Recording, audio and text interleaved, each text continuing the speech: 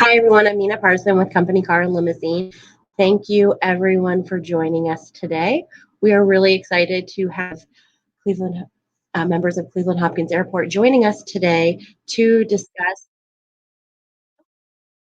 sound to discuss travel right now and how they're operating and everything going on at Hopkins. So we are joined today, leading our questions from Company Car. We have Steve Quay, our president and founder, and he is joining us today. Hello, Steve. Hello, Nina. Thank you. You're welcome. We have Robert Kennedy. He is the director of airports at Cleveland Hopkins Airport. We have Bill Mullins. He's the Hi, Rob. Hello, we have Robert Mullins with ground transportation manager. Bill Mullins. And Bill Mullins, sorry. Bill Mullins and Michelle Dyna is the communication manager at Cleveland Hopkins Airport. Welcome, everybody. Hello. Well, good Hey, afternoon. gang. Yep. Sorry, we can't hear Bill. Bill. It's fun. Our security system on our company network here won't allow you to download Firefox or Chrome. You can only use Explorer. There are good reasons for all of those things. Get a device. Yeah, there you go. Well, thank you, everybody, for joining us today, and also everybody who's online. I am going to be monitoring questions, so if anybody has any questions, please feel free to type them on the chat or underneath the comments on the Company Car and Limousine Facebook page, and I will be reading them, throwing them out there, and we'll be answering later. But right now, Steve has some questions he's going to start asking, and I'm going to leave it up to you, Steve. Thank you, Nina. I appreciate it, and thank you to Director Kennedy and Michelle Dinia and Bill Mullins for joining us today.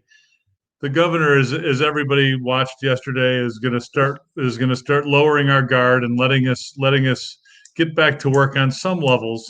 Obviously, travel is one of the things that is utmost on the minds of me and Director Kennedy and Michelle and Bill, because our livelihoods revolve around people moving around.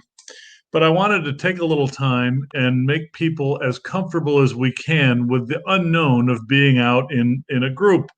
And I know I've known Director Kennedy for a long time, and I'm fairly confident that the airport is doing everything that it can to make it as safe as it possibly can be from a health perspective. But I wanted to give the director and Michelle and Bill the opportunity to share those things with our friends and our customers and people who care about travel, who care about being in front of customers and seeing people and those sorts of things. So thank you all for taking the time to join us. I really appreciate it, and I know I speak for Nina in that regard. But I guess let me start here if I can. The virus has obviously changed us all, and we've seen a large reduction in the numbers of flights that are coming in and out, primarily because of reductions in ridership. How far in advance does the airport learn of the schedules of the airlines? Are those schedules set 6 months in advance, 6 weeks in advance, or 6 days in advance? I'll take that one if you don't mind, Steve. The answer is yes to all of that, and as much as 333 days. That's under normal times. Yep. Right now, if you've been by the airport, there are over 70 aircraft parked here at this airport now. The majority of commercial fleet in the world is parked. Schedules come and go, sometimes daily. So the airlines are trying to figure this out every week. I got to tell you, the team here, myself included, we're talking to corporate network planners for the airlines. We're trying to all figure out, read the tea leaves to adapt to the changing market as best we can. I know that through May into June, there's going to remain some instability in the schedule. But I think once we get through June, we'll start seeing schedules that people can count on. We have seen that with you, Director. We do the crew shuttles for JetBlue, and I don't have a JetBlue crew to pick up for the next 35 days. So, is it your expectation? And I know your crystal ball isn't any better than anybody else's crystal ball, but you've been in the airline business for a long time and seen some ups and downs and ins and outs and comings and goings. Would you expect that over a period of time that we will regain all the routes that we had prior to this event? That's a big question. There are two battles that we're fighting here. The tactical day-to-day battle against the virus, and that's our custodial, our maintenance, everyone here working day-to-day to keep people safe and healthy. The second battle is the more long-term battle, the strategic battle. The airlines, United, American, Delta, Southwest, have all said already, when they come back, they're going to be smaller airlines, less flights, less reach. And so this is not just for the next 6 months. This is probably for the next 24, 36, even one estimate is 48 months. And that battle for us here at Cleveland Hopkins is, how do we position this airport to be the most fierce competitor among our peer set? Remember, we compete with Akron, we compete with Pittsburgh, Columbus, Cincinnati, Indianapolis, Toledo, Detroit, and Buffalo, Erie, all those other ones. And so the teams have been working on that future forward position and how we best position the airport to be the airport of choice for those finite resources the airlines will have. So it could take 36 months, 40 months. It could take 24. I don't think anybody is saying that we'll get back to 2018 levels before the next 24 to 36 months. That was in our projection in chauffeured car, we're pretty much right with you in lockstep. We expect to come back smaller. We expect to come back leaner. We expect to come back swinging for the fences. But it's going to be a different world, that's for sure. Well, and importantly, Steve, like I said, is we're trying to position our airport with a competitive advantage over those other airports that we've talked about. So how do you do that? I mean, is that just, you can't just compete on landing fees, I wouldn't think. No, you can't. I mean, we certainly we have been having every 2 weeks calls with the air carriers' corporate offices about the future. And 2 weeks ago, this past Friday, was what we consider one of our pivotal calls, when the airline corporate people said what Cleveland is doing is industry leading. And it's industry leading because we're preparing a steadiness in the rates and charges, for one, and our reopening and activation of the airport, and two. So we have that confidence. It's good to hear it from those guys because they get to see a lot of airports. Customer service, all of the things that we've talked about over the years, making it user friendly, making it the best that we can, and certainly keeping airline rates and charges down improves our position. Super.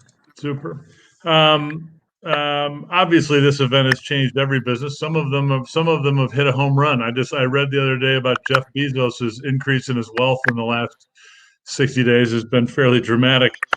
Obviously, those of us in travel who are at home today, like all four of us, that isn't the case.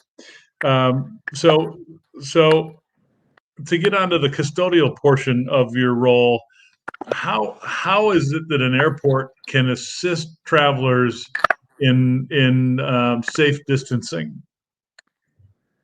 Well, a couple of things is, if you've been, again, I don't know when you were last year, Steve, but It's been about 3 weeks, I think.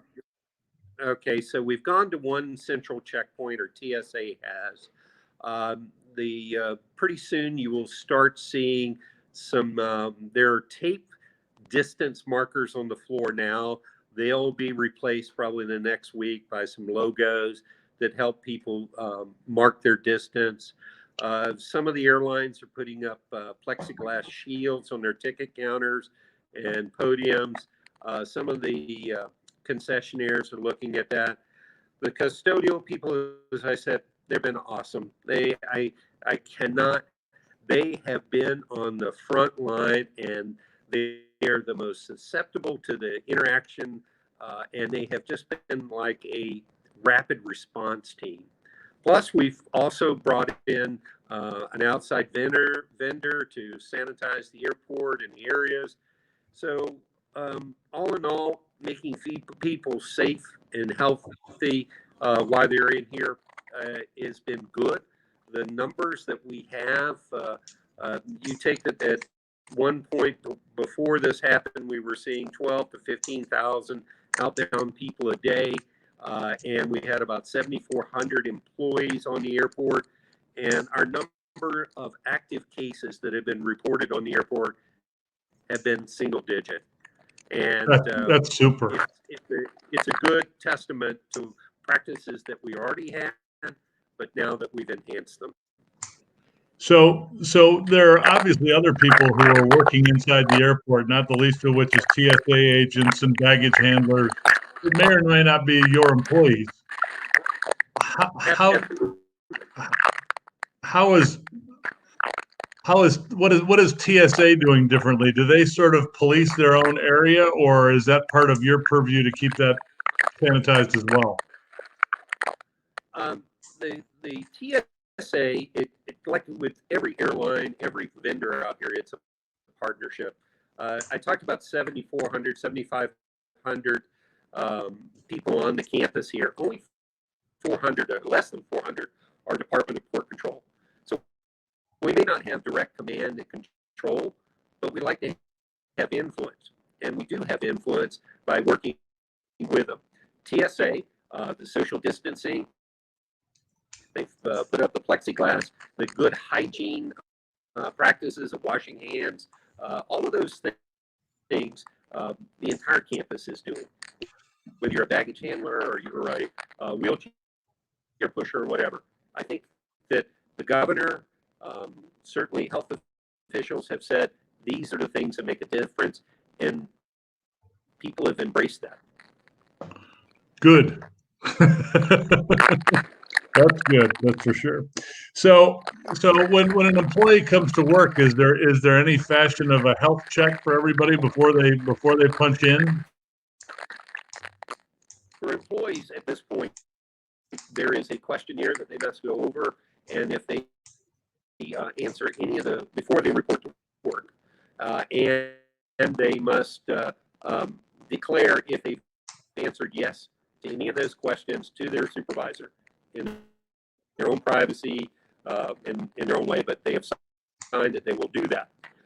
Very soon, we're looking at what Department of Public Utilities and Public Works have done about doing some health checks prior to reporting to work beyond the questionnaire.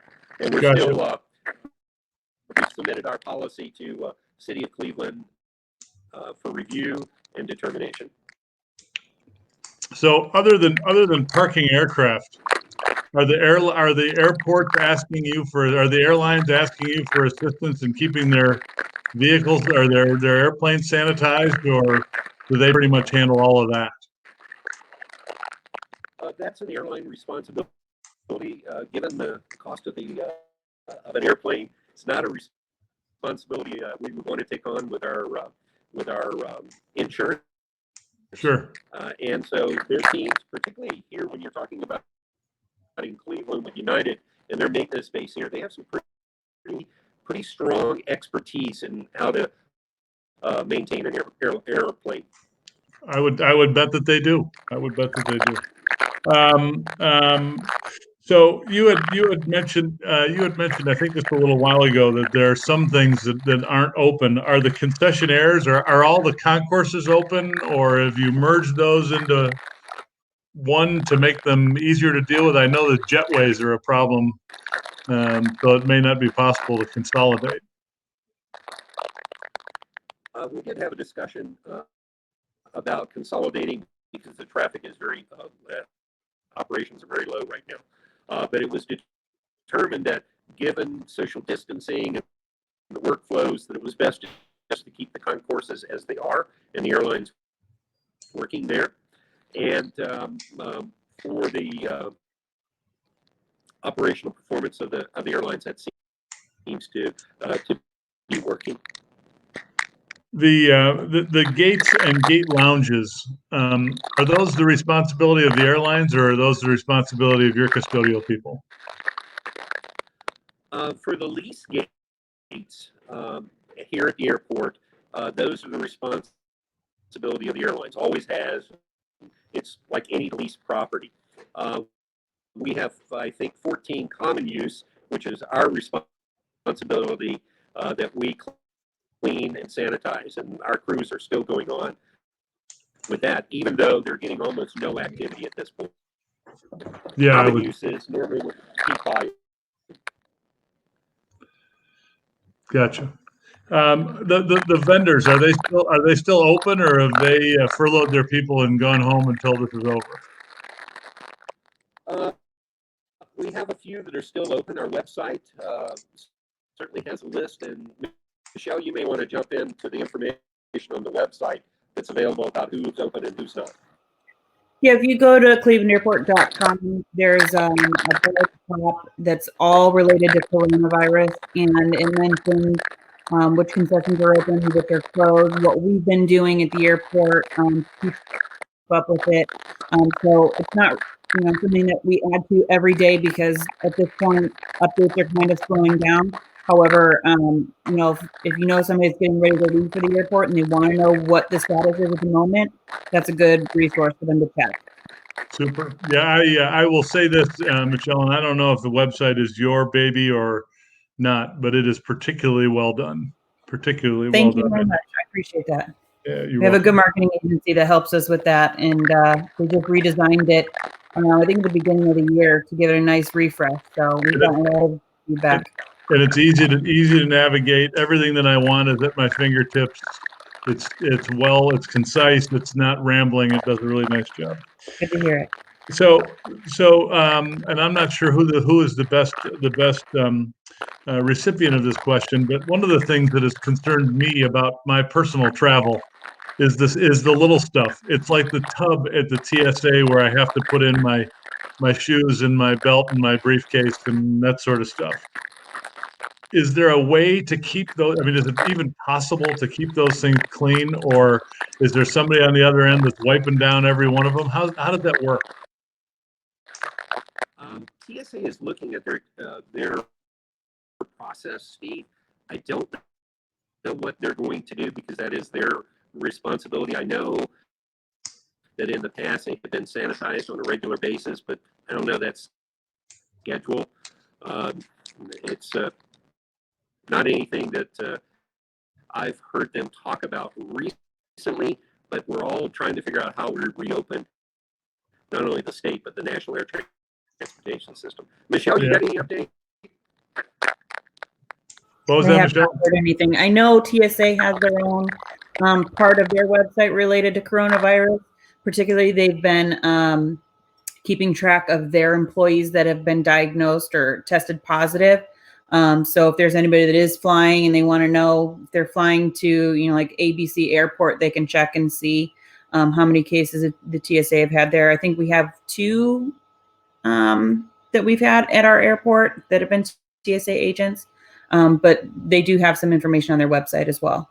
That's actually quite amazing that there are only 2, and I realize that the traffic is dramatically down, but when you funnel all of them through one TSA facility, you've I'm going to use the term artificially incorrectly, but you've artificially increased the throughput of that one spot. That's actually pretty amazing. And one of the TSA that tested positive wasn't even interacting with the public. He was a person that was a behind the scenes person, so most likely contracted it somewhere else, possibly. But yeah, considering how many people we have coming through, it is great. So just a couple of more, and I'd like to give you your day back. If we are counseling passengers on when they need to go to the airport, do they need to leave more time or less time, or it just doesn't make any difference? be there an hour to an hour and a half before flight time and you'll be fine? Well, Steve, at this point, the volume is significantly low. I think yesterday we had 600 outbound passengers all day long. So it is, you can go to our website. The central checkpoint is the only checkpoint open, and you can see the wait times on your mobile device before you get to the airport. And that's a good way to determine. That's still going to be updated. But right now, I would think the average wait time through TSA is certainly less than their 10-minute threshold. And then just one final question. Is there any advice that you have for travelers, people who are seasoned business travelers and have a way of doing it, and you really want them to change something in their, for lack of a better term, behavior when they arrive at the airport? Steve, I think one, you keep up with the requirements. You may have seen where JetBlue is now requiring masks on all their passengers. Other airlines may follow suit, so be prepared. And in JetBlue's case, I think they're saying from the ticket counter in is their recommendation for a face covering, not necessarily a mask, but a face covering. Yep. So do that. Social distancing, washing your hands. If you cough, all the things that we know to do, whether you're at an airport or not, and then try to avoid congregation as much as you can. It's hard to do. If you're in an airplane, it's hard to do sometimes in the gate hole, but there are options. When you look, I'm in the airport today, and when you look down there in the gate hold areas, people are practicing social distancing. Some people are sitting in the gate hold across the way. So I think it is proven effective, particularly here in Ohio. You follow the rules and you enhance your health chances significantly. Agreed. And I've been proud of us, Director. I mean, I have watched us interact in public. I've watched people maintain their distance, and I think it's been good to see the governor get listened to for a change. Well, lady and gentlemen, I sincerely appreciate you joining us today. I know that there's a pent-up demand for travel out there. There are people who are dying to go visit customers and clients and so forth. And I know that they've had questions about the airport, how to use it, how not to use it. If I could figure out a way to put a mask with my logo on every passenger, I guarantee you I'd do it. Steve, Nina did send one question that it appears somebody had asked, so I just want to read it and we can address it. Go right ahead. Someone asked a question about international travel, particularly to London in August, and is there any input if we think that will be an option? And I'm assuming that they mean that we would get new service. Right now we're just trying to retain the service that we had as best we can. Transatlantic and international service. I don't see, as Robert mentioned, it's the long-range aircraft that are probably going to stay grounded the longest in all of this. So right now we're just trying to keep the domestic travel we had. We don't really anticipate any new air service announcements when it comes to transatlantic at this time. So you said something there that sort of piqued the question. The way you expect the airlines to roll back or to ramp back up again is starting with the smaller express jets and working up to the long range aircraft. Robert, do you want to take that? I'm sorry, Steve. I'm having a hard time hearing you. I heard something about airlines. What was it? Well, I just Michelle had mentioned that the long range aircraft she thinks will be the longest to be parked. Are the airlines telling us somehow that they expect the small aircraft to be the first ones to get airborne? Again, everybody's trying to look into their crystal ball. But what they're saying is the long haul business client is probably the last to come back. Gotcha. The short haul leisure destination, more economical traveler will be the first to come back. Gotcha. Perfect. And so when you're looking at aircraft with, I think it was Delta, they're looking at up to 60% now. Okay. We're losing you a little bit, Robert. I don't know if your Quite in device maybe try moving it. Yeah, I think we've inundated him. So at any rate, Michelle and Bill and Robert, thank you very much. Nina, thank you for setting all this up. You're a hero with me, and we're going to do everything we can to get people back in the airport, Director. We just want to make sure those people are comfortable when they get there.